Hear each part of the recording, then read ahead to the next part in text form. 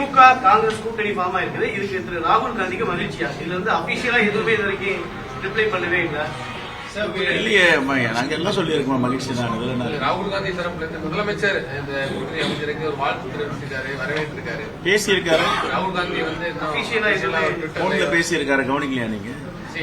போன்ல பேசினாரு, தகவல் வரலையா? நான் சொல்றேன், எங்கள் தலைவர் ராகுல் காந்தி தொலைபேசியில் மாண்புமிகு முதலமைச்சருக்கு வாழ்த்து தெரிவித்தார். போதுமா? வாழ்த்து தெரிவித்திருக்கிறார் பிறந்த நாளைக்கு. எல்லாரும் வாழ்த்து தெரிவிக்கலன்னு போடுறாங்க, தவறு.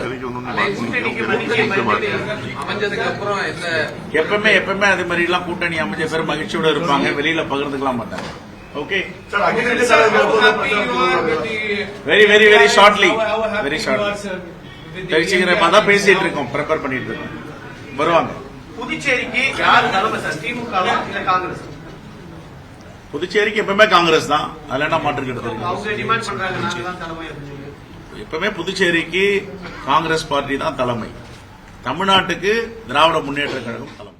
பிளே ஸ்டோர் மற்றும் ஆப் ஸ்டோரில் இருந்து பாலிமர் செயலியை QR கோடு மூலம் பதிவிறக்கம் செய்யுங்கள். செய்திகளை உடனுக்குடன் பெறுங்கள்.